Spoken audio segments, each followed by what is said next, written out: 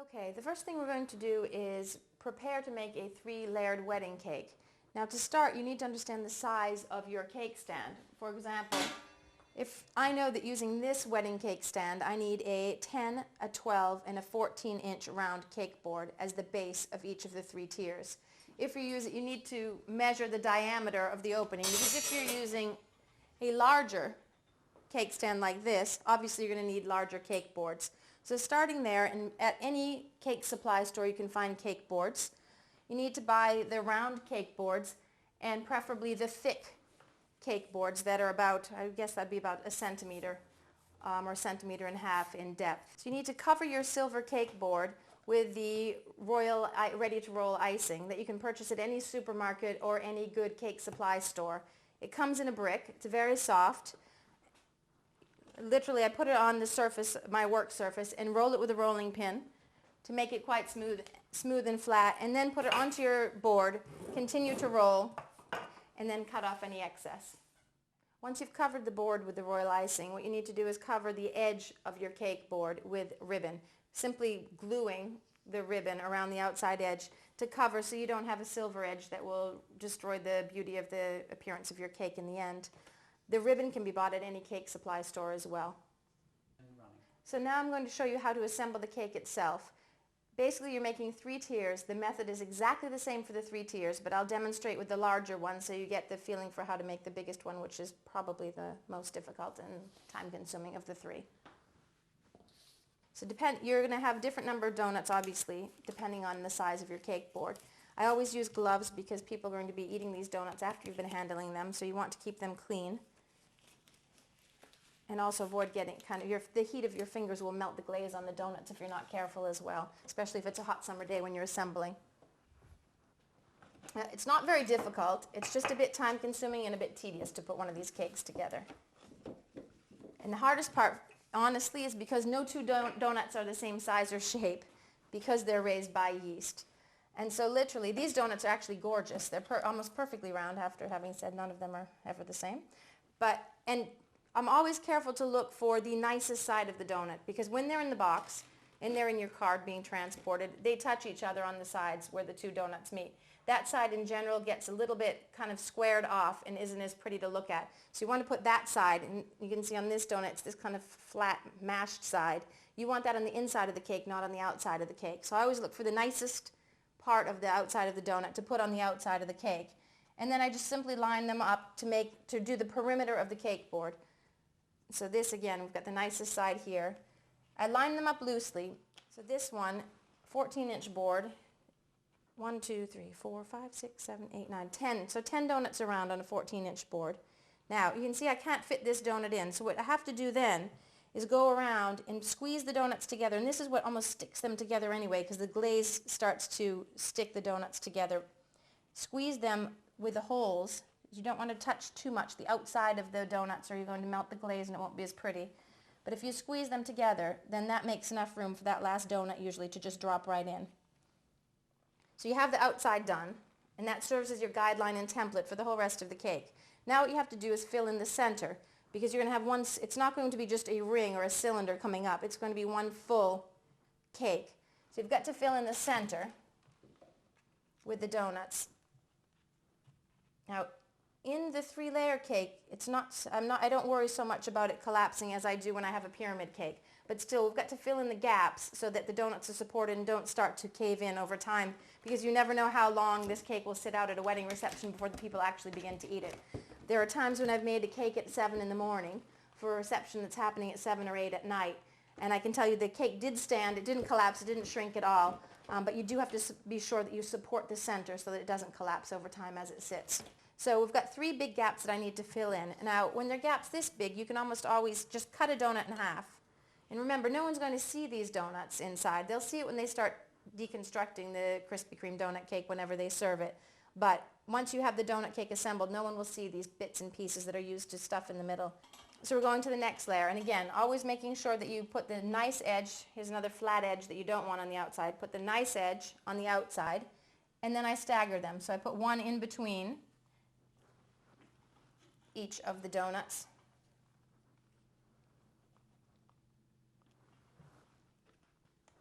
And you just want to be careful to make sure that you have them all the way out to the edge so that your cake doesn't start to go inward. When we do the pyramid, that's a different story because you want your cake to go inward like this. For a cake going in a 3-tier, you want it to come as straight up as possible. So I kind of use my hand gently to try to make sure I get the donuts out all the way so you end up with a straight line going up when the cake is finished. All right, now I'm back at the center again. What I don't want to do is continue to do the center the same way the whole way up because that means I'm going to have just pieces supporting and it won't be as strong. So I've got 3 donuts in a triangle here. Now I'll try to do the triangle the other way. So I'm actually covering the pieces of donuts with whole donuts this time. So you start to build kind of a support structure in the middle.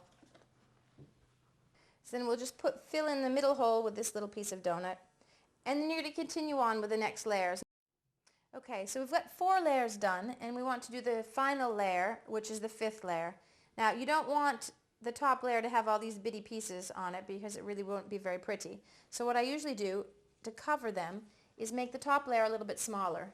So I go in so that the outer edge of the donut you're placing falls kind of in the center of the top donuts. So you've got the hole, and the edge of this donut lines up with the hole of the Krispy Kreme below it.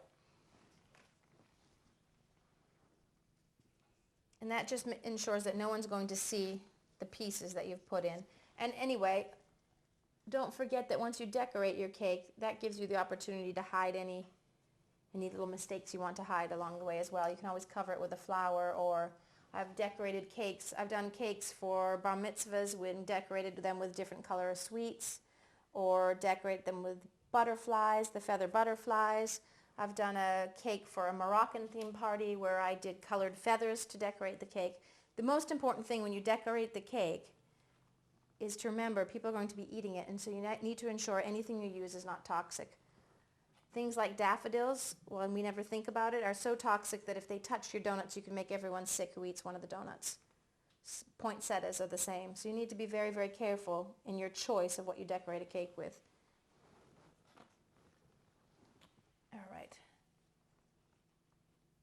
So instead of having 10 donuts around the outside edge, we have 7 donuts as a ring on the top of this cake, and we're going to put one whole one in the middle. So you have no pieces showing anymore. All you can see from the sides or from the top are whole glazed donuts. While these donuts are yeasterized and very light and fresh and airy, you can pile quite a lot of them without them collapsing. The weight of a jam donut on top of something else is much, much heavier, and I would never ever use it for fear that you're going to have jam leaking out all over your cake before the bride and groom come to eat it. Okay, so we're just finishing the top layer of the top cake for the cake stand.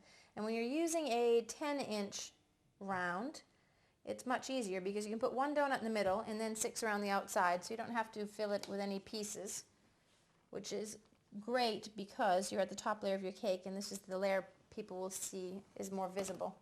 They'll see it more, so you don't want pieces to be shown. You also, by default, then want this to be the most perfect layer that you do. So we put in the last donut, and then we'll put it on top. I'm going to take my gloves off because by this point my gloves are so covered in sugar that anything I touch is going to be covered in sugar. And then we'll put the top layer on. So I've done 5 layers in the bottom, 4 in the middle, and 4 on the top. It actually starts to look like a wedding cake once you put it together. Yeah. So as you put each of the layers on the cake stand, you want to be sure that where the ribbon meets on your cake board is positioned to the back of the cake stand. And you want to try to get the boards centered so that you have each layer centered above the layer below it. And it takes a bit of fiddling with to get it just right, and you need to kind of look at it from all angles. Okay, so now you're on to the last bit, and what I think is the most fun bit, which is decorating your wedding cake. What I do, when I use live fresh flowers, as I said, you need to be sure that you don't use flowers that are toxic. Roses, for me, are always the safest bet because you know roses are edible. Violets, pansies, certain kinds of daylilies are edible as well. You can even eat the petals off, but you need to do some research. And at the same time, still be very, very careful because even if the flower is edible, you don't know, unless you know your supplier really well, You don't know where they've been grown and what kind of chemicals they've been grown in. So what I do is I have a person who I know very well who supplies me the flowers. I had her make me this little posy pad to put on top of the cake, given I'm not a florist and she is very talented. I usually have them made. She's taped it all together at the base, cut it very, very short. I wrap cling film around the base, and the other piece to remember is you're putting live flowers. How long is it going to be that your cake is on display? If your cake is going to be on display all day, remember your flowers aren't in water, so you need to have flowers that are quite robust that can stay out of water and still stay fresh without wilting. Or I always make sure they're in water up until the minute I actually make the cake, which is another reason you want cling film around the base, because you don't want the water dripping on your cake, getting your cake all wet. So I put cling film tightly around the base so nothing can ooze out of the stems and there's no water coming onto my cake. And literally press it onto the top in the center of the center donut. And you have to be quite firm with it, realizing you are going to smush your donuts a little. If you take a look at the front of the cake, I usually put one flower, your biggest, prettiest flower, in the center. And you can do as much or as little as you like. I prefer a bit cleaner and simpler look, so I don't go over the top with it. But you can do whatever suits you or suits the bride and groom. Okay. So we've finished decorating, and you can see again, I've used all the flowers that are in the posy pad, but use them as sparingly as possible, but making sure that at every angle you can see a little bit of yellow and a little bit of the purple. Now the good thing about this donut, Krispy Kreme donut cake, is that you can transport it. You can make it at home and transport it to the venue of the wedding reception quite easily. So literally take your layer off the cake stand very carefully after all your hard work. Slide it into your box, again very carefully, and fold in the last side of your box. The boxes come exactly the same size as the cake board so that the cake won't slide anywhere in the box once it's in the box. This box is a bit not the right size for this one, it's more for the bottom I think. And put the lid on. So they can come and take their 3 layers in 3 separate boxes, take them to the venue, assemble it on their cake stand, and it's as easy as that. So now we're going to do the pyramid cake. And the pyramid cake is asked for, I would say, 3 or 4 times more often than the 3-layer cake.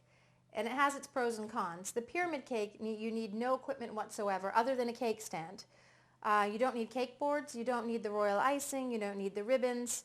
So you don't have to purchase all of those pieces of equipment up front. What you do need is a 16-inch round flat cake stand to be supplied by the venue preferably. Otherwise you need to go to collect the cake stand the next day, which can be, depending on how far away the wedding is, can take you quite a good deal of time the following day. So I always insist that the bride or groom source their own 16-inch round cake stand. Can be rented from any good cake supply store, but you must be adamant that it is flat, because if it dips in the middle, you're never going to have a pyramid that stands straight up. You're going to have a pyramid that's kind of crooked. So it must be flat. And over the years that I've been doing this now, the one thing I have learned is to always travel, just in case, with a 16-inch round cake board in my car, in case I get to a venue several hours away and there's no cake stand, or the cake stand is uneven, or the cake stand is square and not round. And it's happened so many times that I can't tell you, and that's why there's always an extra cake board in the boot of my car when I go to do a cake. But as I said, they're easily rentable. They're 6 or 7 pounds to rent for the weekend, and then have to be usually returned the following Tuesday. So this one I rented just to use today. And a 16-inch round cake stand takes 12 donuts around the outside perimeter of the stand. So you start exactly the same way you started with the three-tier cake. And this cake holds 88 whole donuts when you're completed. So it has a few less donuts actually than the three-tiered cake. And if a bride and groom ask for, if they say, for example, I have 150 guests coming to my wedding, can you make it big enough for that? I generally never go over this. This would be 11 layers high of donuts, this pyramid, and I never go above that because I've never done it to see that it can withstand the weight of the donuts for long enough to stand through a wedding reception. So I tell them, I'll make you an 88 donut cake, and I can leave you behind as many boxes as you need to make it up so that every guest gets at least 1 donut at the reception. The 16-inch round is quite nice because you can fit them in. You've got 12 around the outside, a ring of 6 inside, and 1 in the center. So it fits beautifully in this 16-inch round. Now the downside, as I said also though, is this cannot be transported. You cannot make this at home, put it in the back of your car and deliver it. You've got to do it at the venue on that day. The other thing we haven't talked about is the freshness of the donuts. Now the great thing about eating a Krispy Kreme donut fresh off the line is that they literally melt in your hands before you get it in your mouth. They're so soft and so light and airy and fresh. Unfortunately, if they're that light, airy, and fresh and soft, i.e. they just came off the line, it's very hard to make a cake out of them because as you pick them up out of the box, they squish in your fingers. So you want donuts made that day, but you ideally would like donuts that are made earlier in the day so that they've cooled and got a little bit firmer so that they can support the weight of donuts being stacked on top of them. So we have the bottom layer, and that's 12 donuts around. Now, when we did a straight up and down traditional looking cake, you kept the same number of donuts every time. For a pyramid, you need to take 1 donut out for each layer. So the bottom layer will have 12 donuts around the outside perimeter. The next layer will only have 11, 10, 9, 8, 7, all the way up to the top, which means that you're going to have one side of your cake which will be perfect, where you'll have a donut sitting between each of the 2 donuts. But when you get to the back of the cake, you have an issue in that you've got 1 less donut to layer up, so it's not going to look perfectly staggered on the back of the cake. So I always focus mainly on one side of the cake. I always tell the bride and the groom that there will be 1 perfect side and 1 less perfect side, but I always focus on the side I think is going to be facing out in the ballroom or the reception area. So we're going to start with the 11th layer, and you have to move them in just a little bit. Before we tried to keep them straight up and down, up to get a perpendicular side. Here you're going to have to try to get it to come in to make a pyramid. So it takes a little bit more attention to detail and a little bit more patience. So we've got the last donut, and it fits 1, 2, 3, 4, 5, 6, 7, 8, 9, 10. So we've got our 11th donut, and this fits quite nicely actually. So you don't need to squeeze too much. But you can see from looking up from above that we've got the donuts and this layer on the front, which will be here, nice and evenly spaced above the other donuts. On the back, you don't have them as evenly because we've had to lose 1 donut along the way. Now what I usually do then is get this outside ring on, and before I go any further, I come around to the front of the cake to make sure that I've put this side in as much as this side, so you start to get a pyramid coming up that's quite evenly stacked.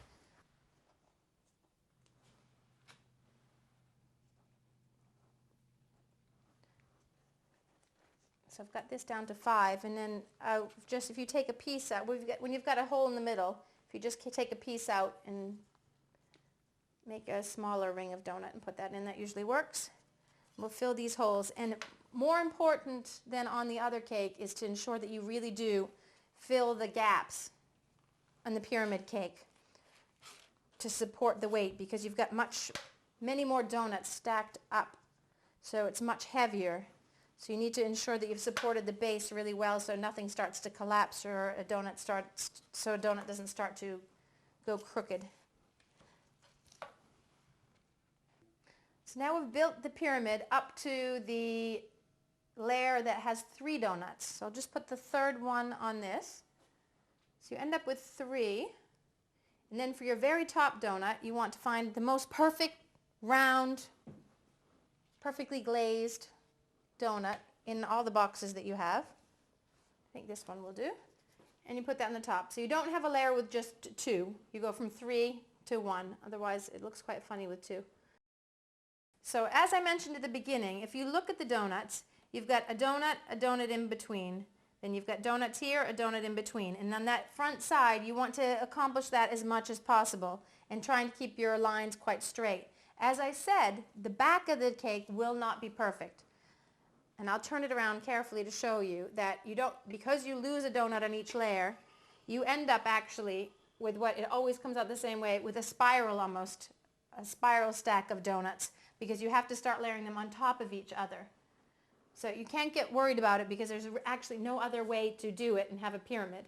But you just need to be aware, and your client needs to be aware that that is the case. And so if you're putting it on a round table in the center of a dance floor, which has happened to me before, then you have to be very careful and creative with where you place your flowers to try to camouflage that a bit. So for the pyramid, the most common flower that I've been asked for, partly probably because I have a photo of one I've done, is the calla lily. Now the calla lily costs a lot more per flower, but you need a lot less of them to decorate an entire pyramid. So in the end, it isn't any more expensive than if you'd used roses or gerbers or something like that. So again, wrap the base well in cling film. You want to tell your clients that you've done this to the flowers as well, so that when they start taking the cake apart, if they find bits of cling film, they're not surprised and they realize that you've done it for their health, safety, and hygiene rather than just to be an annoyance when they're taking the cake apart. You've got your calla lilies ready to stick down, and again, you've got to be quite brutal like we were on the others to stick them in well enough. And again, you've got to, sometimes your donuts will get a bit mangled and you'll have to play around. In fact, let's see.